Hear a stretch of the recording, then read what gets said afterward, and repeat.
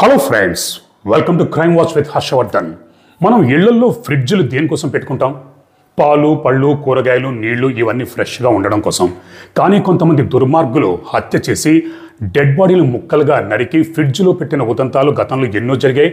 ఆ కేసుల గురించి మీకు చెప్పాను కూడా. అలాగే సూట్ కేసులు దేనికున్నాయి? మనం ఎక్కడికైనా వెళుతున్నప్పుడు, ప్రయాణం చేస్తున్నప్పుడు బట్టలు, సామాన్లు అవి పెట్టుకోవడానికి. కానీ కొంతమంది దుర్మార్గులు హత్య చేసి డెడ్ బాడీలు సూట్ కేసుల్లో కుక్కి ఎక్కడ పడితే అక్కడ పడేసిన ఉదంతాలు గతంలో ఎన్నో జరిగాయి. వాటి గురించి కూడా నేను మీకు ఎన్నో చెప్పాను. 2 రోజుల క్రితమే నేను ఒక కేసు గురించి చెప్పాను. కోల్కతాలో తల్లి కూతుళ్ళు తమ దగ్గరి బంధువును హత్య చేసి కాళ్ళు 2 నరికి సూట్ కేసులో కుక్కి 20 కిలోమీటర్ల దూరం ప్రయాణించి హుబ్లీ నదిలో పడేయడానికి వచ్చారు.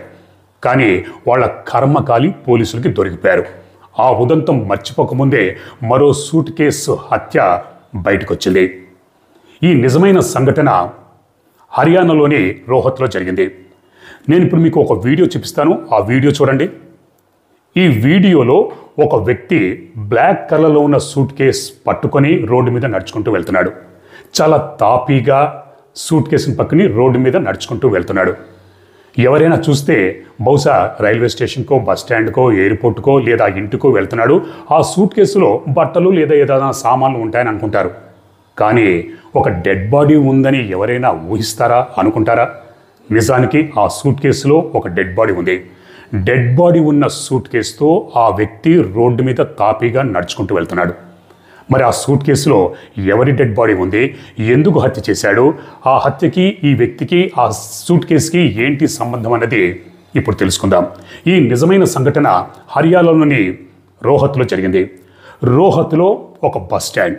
ఆ బస్ స్టాండ్కి దగ్గరలోనే ఒక ఫ్లైఓవర్ బ్రిడ్జ్ ఉంది. ఆ బ్రిడ్జ్ పక్కనే చెట్లు, పొదలతో ఒక నిర్మానుషమైన ప్రదేశం.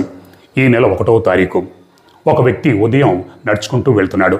అప్పుడే అతని దృష్టి చెట్లల్లో, పొదల్లో విసిరేసి ఉన్న ఆ నల్లటి సూట్ కేసు మీద పడింది.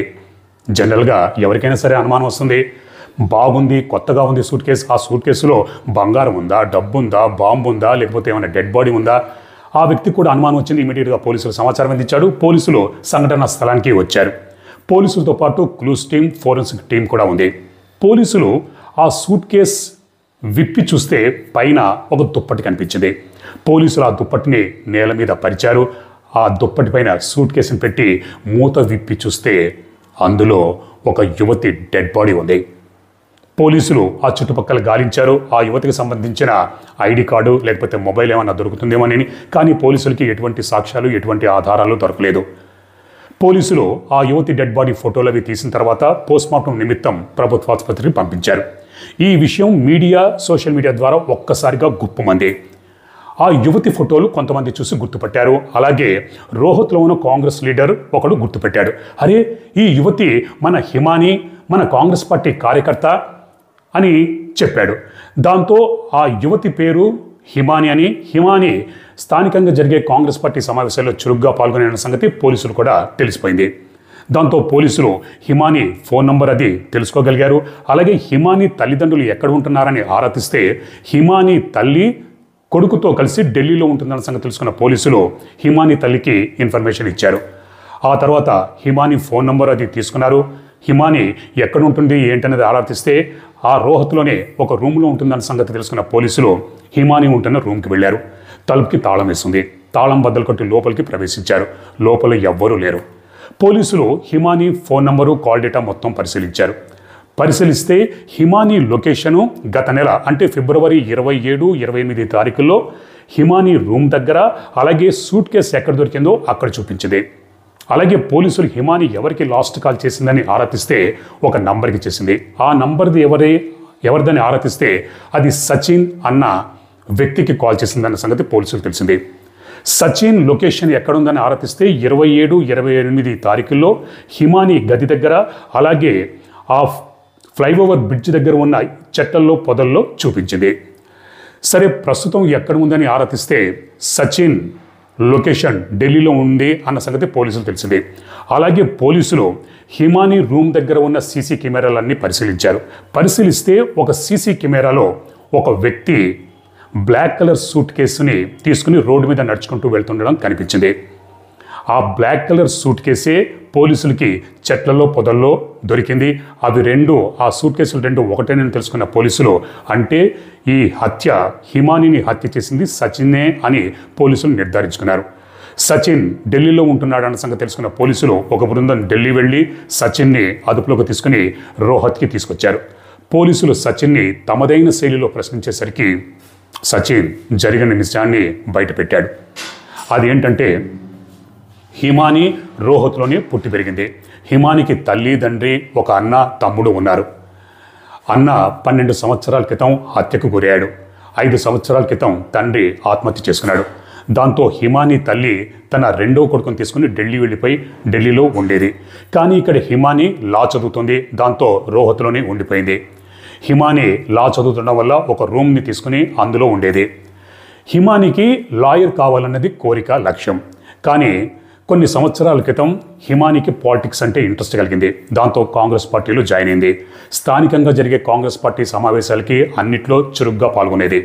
2023 సంవత్సరంలో రాహుల్ గాంధీ భారత్ జోడో యాత్ర చేస్తున్నాడు. ఆ టైంలో హిమానీ కూడా రాహుల్ గాంధీతో రోహత్లో పాదయాత్రలో పాల్గొంది. దానికి సంబంధించిన ఫోటోలు అవన్నీ వైరల్ అయ్యాయి. దాంతో హిమానీ ఒక సెలబ్రిటీ అయిపోయింది. హిమానీ రాహుల్ గాంధీతో తీసుకున్న ఫోటోలు తన ఇన్స్టాలోను, ఫేస్బుక్లోను పోస్ట్ చేసింది. దాంతో హిమానీ ఒక సెలబ్రిటీ అయింది. కాంగ్రెస్ పార్టీ కార్యక్రమాల్లో వాటిలన్నింటిలో చురుగ్గా పాల్గొనేది. కొంతమంది లీడర్స్తో ఫోటోలు దిగి వాటినన్నింటినీ తన సోషల్ మీడియా అకౌంట్లో పోస్ట్ చేసేది. ఇక్కడ సోషల్ మీడియాలో కూడా హిమానీ చాలా యాక్టివ్గా ఉండేది.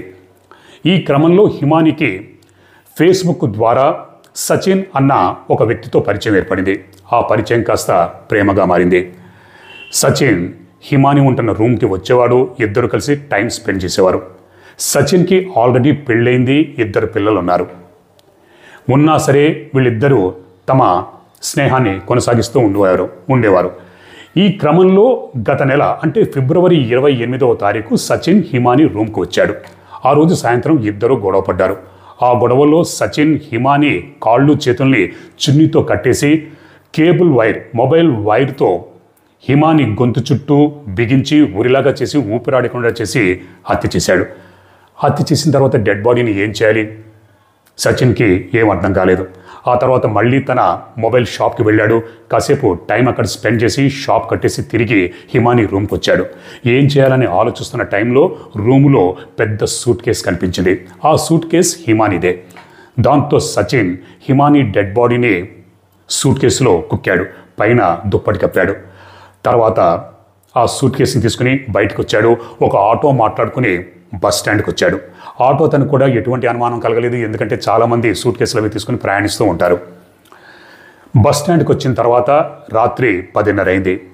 బస్ స్టాండ్కి దగ్గరలో ఒక ఫ్లైఓవర్ బ్రిడ్జ్ ఉంది. ఆ బ్రిడ్జ్ పక్కనే చెట్లు పొదలతో ఒక నిర్మానుష ప్రదేశం ఉన్న సంగతి ఆల్రెడీ సచిన్కి తెలుసు.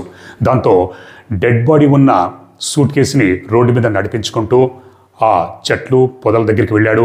అక్కడ ఆ సూట్ కేసుని విసిరేసి మళ్ళీ బస్ స్టాండ్కి వచ్చి బస్ ఎక్కి ఢిల్లీ వెళ్ళిపోయాడు.